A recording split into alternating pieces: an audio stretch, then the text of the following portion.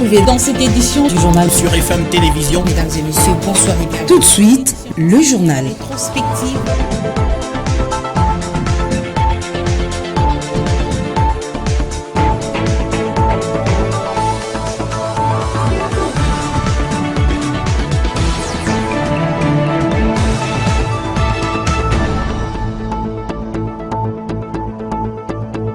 Bonsoir mesdames et messieurs, bienvenue dans cette grande édition d'information sur FM Télévision. Pour vous informer, commençons par cette brève mauvaise nouvelle pour les sénateurs qui vont s'absenter à 3/4 des séances plénières au cours de cette session parlementaire. Ils vont d'office perdre leur siège. C'est le président de la Chambre des sages qui l'a annoncé au cours de la plénière de ce jeudi. Une décision qui concerne précisément les absents qui ne vont pas avertir le bureau du Sénat. Seul Alexis Tambwe Mwamba est exempté en raison des problèmes de santé, mais aussi Joseph Kabila pour son statut de sénateur à vie. Le sénateur André Kimbuta a demandé au speaker de la Chambre haute du Parlement de mettre un peu d'eau dans son vin. Ce dernier a dit non.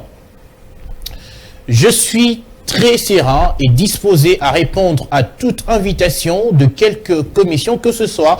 Dans la vérité, c'est en ces termes que Délice Sanga a réagi à l'annonce de son audition à cette commission temporaire sur les allégations de 21 000 $ américains qu'on toucherait un député national en termes d'émoluments. Je vous propose de le suivre.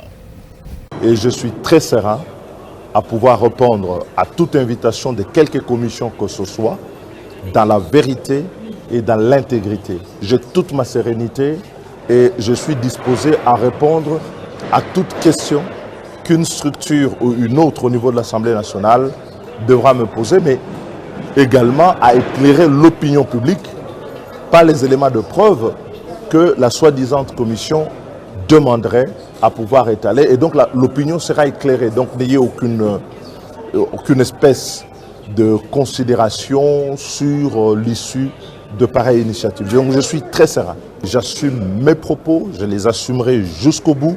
Je mènerai ce combat, quoi qu'il en coûte, quelles qu'en soient les sanctions, au sein ou en dehors de l'Assemblée nationale, auprès de mes compatriotes, pour que nous ayons un État qui soit un État modeste mais efficace, capable de répondre aux besoins de notre population. Je suis prêt, je vous dis, à tout, y compris aux sanctions si elles devaient être là. Donc ça, ce n'est pas un problème, mais j'attends que cette fameuse commission soit mise en place et je vais y répondre. Alerte, une centaine de militaires rwandais se trouveraient déjà dans le territoire de Libenge, dans le sud Ubangi, depuis près d'une semaine déjà. C'est ce que révèle l'Agence nationale de renseignement dans une note adressée au gouverneur de cette province. La menace rwandaise se fait donc de plus en plus présente en RDC. Commentaire.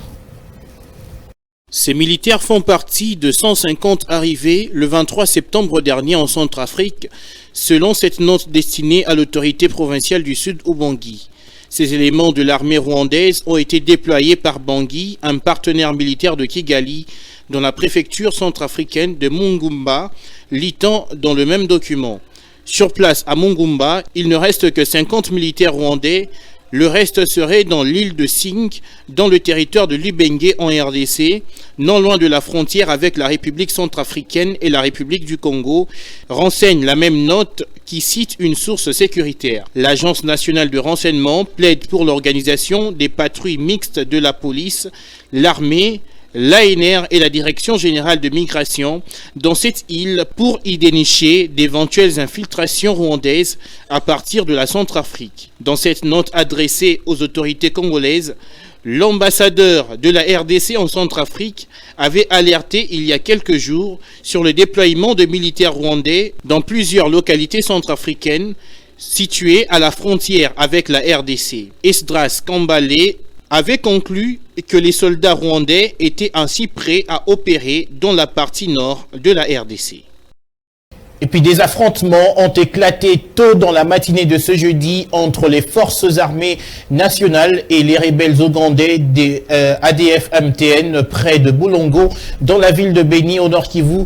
L'armée parle de 2 rebelles neutralisés et une dame civile tuée, mais également une arme récupérée. On écoute à ce sujet le porte-parole de l'armée à Beni, Anthony Mwalushai.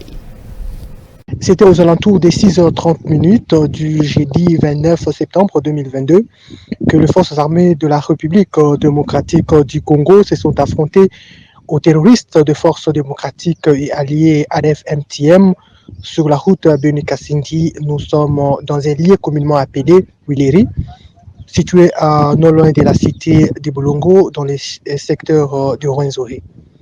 Après quelques minutes d'affrontement avec ces terroristes, les forces armées de la République démocratique du Congo ont pris l'ascendance sur l'ennemi et ont réussi à neutraliser 2 ADF-MTM et récupérer une arme de guerre de type AK-47.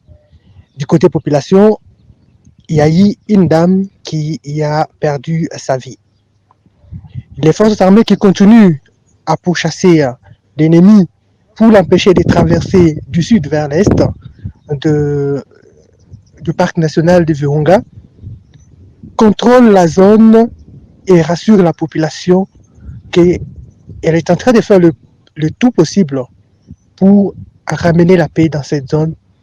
Et nous appelons également à la collaboration entre les jeunes, les cultivateurs, les papas, donc tout le monde, avec les forces armées de la République démocratique du Congo. Car, dit-on, une armée ne peut jamais gagner la guerre sans l'appui de sa population. La situation sécuritaire assez préoccupante dans l'Est nécessite un congrès spécial au Parlement pour en débattre et lever les options. C'est le point de vue de Hubert Fuguruta. S'exprimant après la plénière de mardi, ce député national est visiblement révolté par ce qui se passe dans cette partie du pays. On l'écoute. Nous sommes en guerre.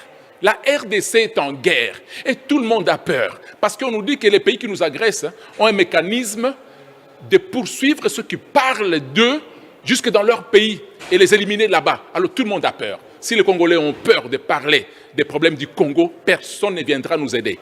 Il y aura toujours des martyrs dans ce pays. Alors je suis venu dire ceci au nom des populations de l'Est et au nom des populations de la RDC.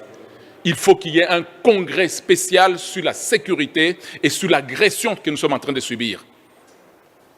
Parce que trop, c'est trop. Les pays qui nous agressent font des réunions nuit et jour, ne dorment pas, réfléchissent pour nous anéantir, pour nous éliminer, pour occuper nos terres. Mais nous, les Congolais, nous sommes en train de faire comme si ce n'était pas aussi grave. Les pays qui nous agressent ont déjà passé une communication. Ces pays-là font un lobbying diplomatique terrible. Certains médias occidentaux commencent à les victimiser et à nous traduire, nous, en agresseurs. Et c'est nous qui sommes dangereux. Pendant que c'est nous qui sommes attaqués. Nous avons connu quand même 11 millions de morts de Congolais avec la guerre de l'Est. Mais on ne veut pas parler du génocide. Et puis sans surprise, l'état de siège a de nouveau été prorogé dans les provinces de l'Ituri et du Nord Kivu. C'était lors de la plénière de mercredi à la Chambre basse du Parlement, et ce, malgré multiples appels exigeant la levée de cette mesure exceptionnelle. Christophe Mbosso est président de l'Assemblée nationale. 21. Projet de loi de ratification de l'ordonnance loi numéro 22/032 du 15 septembre 2022 portant autorisation de la prorogation de l'état de siège sur une partie de la République démocratique du Congo. 358 députés ont voté oui, 3 ont voté non, aucun n'a voté abstention. En conséquence, l'Assemblée nationale adopte les 21 projets de loi ci-dessus cités. Ils seront transmis au Sénat pour un examen en seconde lecture. Et puis le Sénat a à son tour prorogé également l'état de siège au cours de la plénière de ce jeudi. Plus aucun doute, les habitants de Kwamouth seront enrôlés comme tout le reste de la population de la République. C'est les assurances du président de la CENI données à la gouverneure du Maïndombe. Les deux personnalités ont eu un tête-à-tête mercredi sur les opérations d'enrôlement dans cette province. Ruth Dinonzei. La gouverneure de la province de Mai-Ndombe a fait personnellement le déplacement vers Kinshasa pour s'enquérir des informations sur le préparatif de l'opération d'enrôlement des électeurs dans sa province. Soucieuse de voir l'enrôlement des électeurs dans les territoires de Kwamouth en proie à des affrontements intercommunautaires entre Teke et Yaka, Rita Bola a tenu à rencontrer le président de la centrale électorale, Denis Kadima. Ouais, voilà, nous sommes venus à la CENI pour un peu en savoir plus en ce qui concerne l'enrôlement des électeurs qui se fera bientôt. Nous venons avoir des assurances pour notre territoire de Kwamouth qui est un peu dépeuplé. Et maintenant, après, qu'allons-nous faire? Comment est-ce que ça va se passer? Quelles sont les stratégies mises en place par la CENI et par le gouvernement central pour que nous puissions faire revenir cette population afin qu'elle puisse participer à l'enrôlement. L'enrôlement aura bel et bien lieu à Kwamouth puisque les stratégies seront mises en place. La population, les militaires ont déjà apaisé la population va rentrer et nous, le gouvernement tant central que provincial, nous allons rassurer cette population-là en ramenant le bon vivre et les vivre ensemble après. Et puis il y aura bien et bien des élections et l'enrôlement à Kwamouth. Au sortir de cette audience, la gouverneure de la province de Mai-Ndombe, Rita Bola, s'est rassurée de la responsabilité de la CENI qui aura bel et bien enrôlement des électeurs à Kwamouth. Et puis l'univers a célébré mercredi la journée internationale pour l'accès à l'information. La centrale électorale de la RDC s'est saisie de cette occasion pour tenir une séance sur les mécanismes pour l'accès à l'information électorale. Ces assises ont été animées par la rapporteure de la CENI et les partenaires de cette institution d'appui à la démocratie. C'était à l'hôtel Sultani à la Gombe. Ruth Dinonzei, une fois de plus. Célébrée le 28 septembre de chaque année, la journée internationale pour l'accès à l'information a constitué l'occasion pour la Commission électorale nationale indépendante de développer une communication directe avec ses partenaires. Séance tenante, la rapporteure de la centrale électorale, Patricia Nsea, a présenté les mécanismes mis en place par la CENI pour garantir l'accès à l'information publique. Madame Patricia Nsea a retracé les grandes opérations déjà réalisées par la centrale électorale et celles en cours d'exécution. La mission de la CENI est celle d'organiser les élections. Et pour organiser les élections, la CENI regroupe 4 grandes activités ou 4 grandes opérations, notamment la cartographie opérationnelle, la révision du fichier électoral ou enrôlement des électeurs, le scrutin et aussi la publication des résultats. Et toutes ces opérations sont précédées par le recrutement et la formation du personnel temporaire. Et aussi, toutes ces opérations génèrent de l'information. La CENI ne peut pas communiquer sur n'importe quelle activité. La CENI communique par rapport aux opérations liées au processus électoral. À travers ces genres de forums, la Commission électorale nationale indépendante offre l'opportunité à toutes les parties prenantes au processus électoral de recueillir les vraies informations afin de réduire les tensions politiques au niveau de l'opinion. Le phénomène Kuluna monte en puissance dans la commune de Kimbantseke. Le commissariat urbain de la police nationale congolaise à Kinshasa montre aussi ses biceps. Le général Silvano Kasongo et ses hommes sont descendus sur le terrain Lipaté dans cette même commune pour échanger avec la population. Des Kuluna arrêtés ont aussi été présentés au chef de la police. Reportage. La population de Kimbantseke a visiblement soupiré à l'arrivée de Silvano Kasongo dans leur commune. Ils avaient beaucoup à lui dire sur la souffrance que leur infligent les Kuluna. Les Kuluna ont pris un bébé et ils voulaient les saucissonner.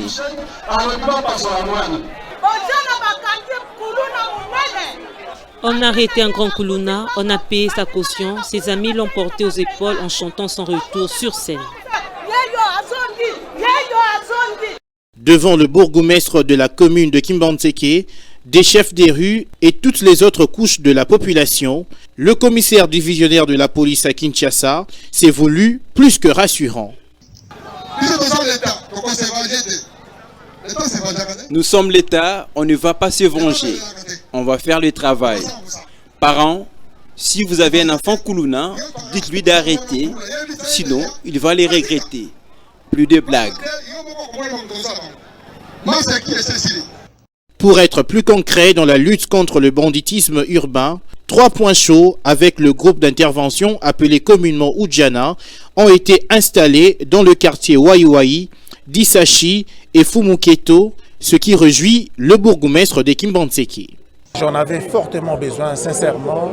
Effectivement, il y a eu des plaintes, il y a eu des pleurs, il y a eu des cris par rapport au comportement des inciviques. C'est l'une des raisons d'ailleurs qui m'a poussé aujourd'hui de faire appel, de lancer un cri d'alarme auprès du général pour trouver une solution palliative à cette situation.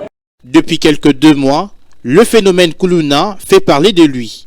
Plusieurs coins de la capitale sont pratiquement inaccessibles la nuit, même la journée, en raison de l'insécurité. On reste dans cette même commune. Le drame de Matadi Kibala n'a pas visiblement donné suffisamment de leçons. On continue à vendre sur les câbles électriques malgré l'interdiction du gouverneur de la ville. Ça se passe au marché Nganda, dans la commune de Kimbantseke, où se sont rendus Monica Makaba et Pipa Vangou. Reportage. Ici, le danger reste permanent pour les habitants de Kimbantseke.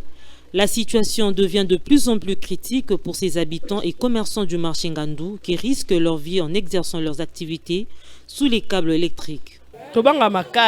Ça nous fait vraiment peur. Vous voyez comment ceux de Matadi Kibala étaient morts. Regardez comment les câbles nous traversent par la tête. Parfois ça brûle et le feu tombe sur nous. Que l'État se charge de ce problème. Par contre, d'autres disent ne pas savoir où aller. On accepte le risque. Si on construit un autre grand marché, nous irons là-bas. Que l'on construise aussi la route. Sinon, où irons-nous?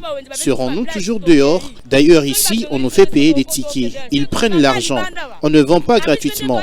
Même à Matadi Kibala, où il y a eu accident, ils prenaient de l'argent.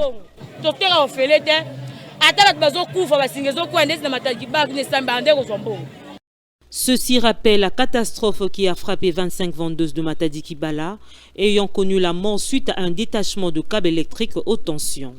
Le gouverneur de la ville avait dès alors exigé l'arrêt des ventes dans des endroits à risque. Mais rien n'a été fait jusqu'à ce jour. Et puis je vous emmène cette fois-ci à Ndjili Brasserie, c'est dans la commune de Lancélé, où se fait une grande activité commerciale, car plusieurs biens de première nécessité, notamment en provenance directe du Congo central, sont vendus dans ce grand espace. Une difficulté majeure frappe malheureusement les vendeurs et revendeurs de ce site. On en parle dans ce reportage de Monica Makaba et Pipa Vangou. Braise, feu de manioc, épices, plusieurs produits de grande consommation passent par ici en provenance du Congo central avant de rejoindre des points de vente répandus dans la capitale. Seulement, il se pose un problème qui handicape les activités des commerçants, l'état de délabrement très avancé de la route.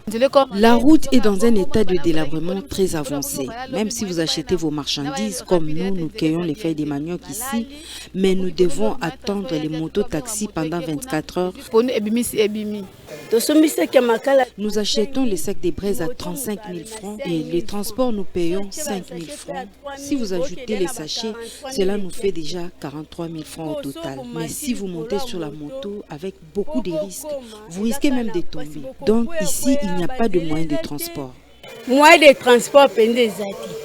Les motards sont les plus exposés dans des risques d'accident. Transportant de très lourdes charges, leurs engins peuvent tomber à tout moment. Je récupère le braise à Bianga, mais la route est en très mauvais état avec de la boue. Ce serait très mauvais et nous demandons aux motards de ne pas transporter le marchandise avec le commerçant.